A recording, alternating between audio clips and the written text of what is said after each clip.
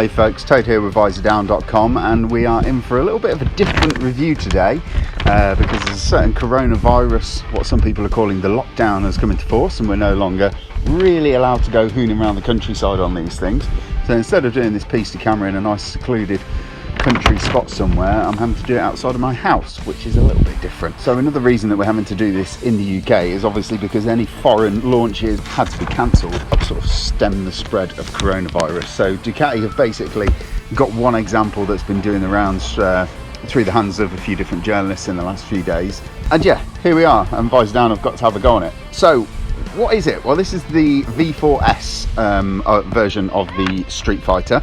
So this is 19795, and the S version over the standard V4 gets lightweight Mazda wheels. It's got the Öhlins EC electronically controlled suspension system. It's 2 kilogram lighter, which is mainly all down to the lighter wheels. I suspect the actual Öhlins suspension system actually adds a little bit of weight to that.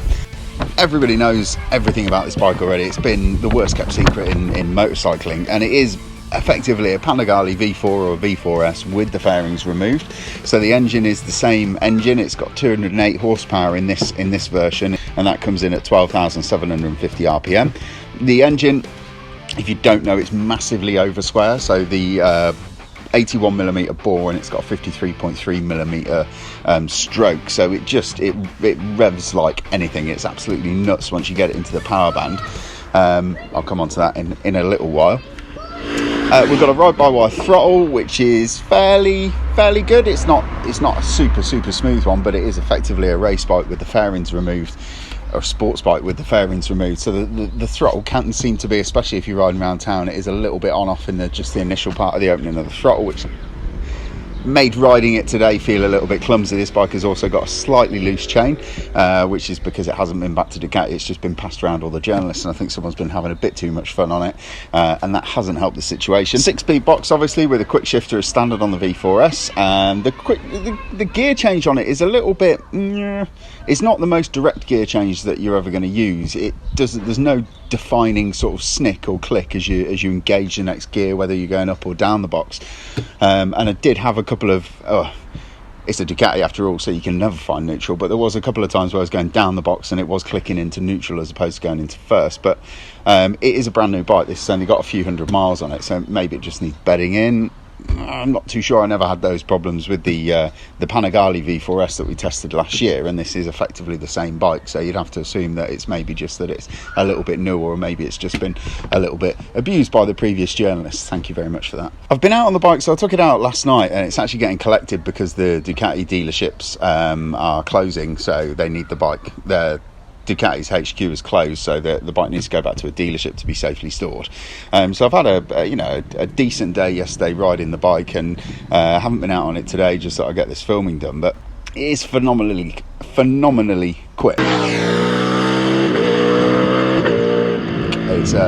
Panigale is a fast bike, a really fast bike, and you take the fairings off it and you put some wide bars on it, and it kind of just condenses that feeling of speed. It just feels so much more urgent and so much more eager and so much more melt your face fast.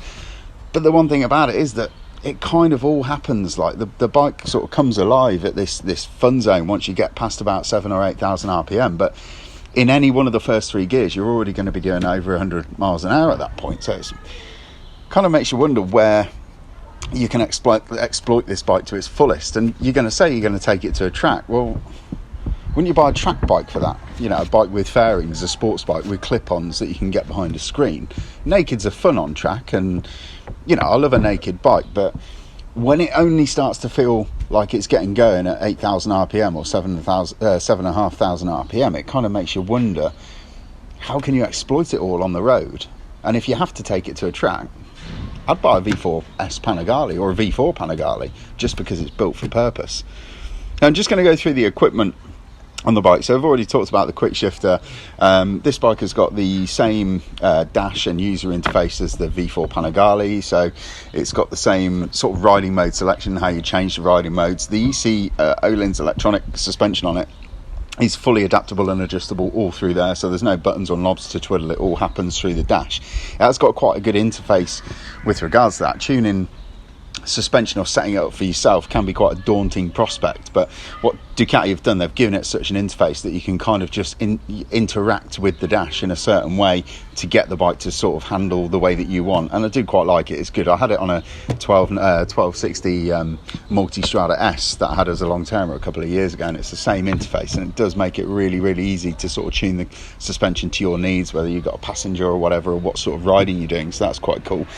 There's one bit of kit on the bike that kind of lets it down in my eyes, and that's the tyres. They've got Pirelli Diablo Rosso 2 hoops on it, which when you've got, I mean, Ducati are basically best friends with Pirelli, but when you've got all of the tyres that Pirelli could offer for this bike, I wouldn't choose Rosso 2s. They just seem like a bit of an odd choice. It's like going to a really, really high level dancing competition wearing Doc Martens. They're not bad, don't get me wrong, and 99% of the time you're never going to get near to the edge of what the tyres can offer and what they can actually do. But it did sort of seem a little bit weird when I heard it had got Rosso 2s on it. I thought somebody was joking, or they'd just got muddled up, but no, it definitely has got Rosso 2s. And the first thing I'd do is just ditch them, and if you were only going to ride it in warm weather and on sunny days like today, you'd just get a set of, you know, super coursers and stick them on it, and it completely transformed the bike. Just going to talk about the braking setup, and again it's kind of going over the old ground of this bike because it's the same Brembo style EMA caliper setup that are on the latest V4 S. It's all IMU controlled, 6-axis, and the brakes are they're pretty good. They're really, really strong. But the V4 S, which I'm going to keep comparing it to because it's the closest thing that we've ridden recently to this bike, and that's not the latest version of the V4 S, that was the previous one without the winglets. The brakes on that felt sharper, and these don't quite feel as sharp. I don't know if they've done something, maybe using a different pad. There's loads of bite and there's plenty of feel, but you don't get that initial bite when you first start to pull the lever, and you did with the Panigale. And it was a little bit more comforting just to feel the front end bite and the forks dive and the front wheel dig into the tarmac a little bit. And you don't get that with this. It's more of I guess it's more set up for road riding and general road riding. But yeah, it's just a slightly different experience and a slightly different feeling that you get through the lever and through the forks and through the front brake as you press it. What do we like about the Streetfighter V4 S? I mean, the engine's bonkers. You can't not like something that is that bonkers, and that MotoGP soundtrack that you get when you get the thing on the pipe it's really sublime, and you can hear it for miles around, especially when there's no cars on the road, which isn't very good. I also quite enjoy Öhlins EC electronic suspension system that they've got. It's really, really well set up, and even a bike that's sort of as hard edged as this, it just, you know, if you're riding it slowly or around town, it doesn't feel jarring. And the old, you know, the Panigale V4 S is quite a comfy bike to ride, and the suspension on it is really, really plush, and this has carried over to this. So what don't we like about the V4 S? The tyres are the obvious one for me. It's just a really odd combination to get a bike that's got over 200 horsepower and is so closely related to a superbike or a sports bike that can lap race tracks at phenomenal speeds, and this can probably lap them, you know, within tenths of a second off what the Panigale V4 S can.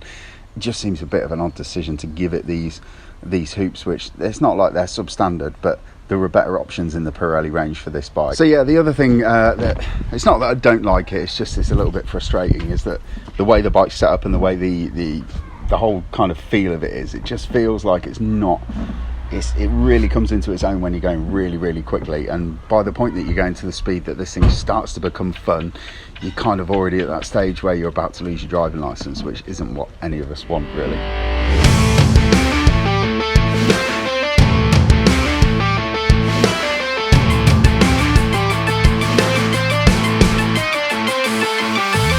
Like I said, the buzz around this bike has been building and building and building for so long. It's almost like nobody really needs to review it, because I don't think Ducati are going to struggle selling them once we are allowed into their dealerships to put deposits down and so on and so forth. But I get it. Nakeds are fun, 200 horsepower nakeds are fun, but there's just something about the way that it's tuned that it just kind of baffles me. Would I own a Ducati Streetfighter V4 S? Do you know at 19k you could get the base model Panigale V4? I think I'd probably rather have that. I'd rather have something that is sporty, it's got the fairings, and it's prettier. I mean, this is not a pretty bike. It looks eye-catching and it's, you know, it's brutal looking, but yeah, if I was going to buy one and spend 20k on a motorcycle, I think I'd probably get a Panigale V4 or an R1M. Anyway, there's going to be a full review on Visordown.com. Thanks folks.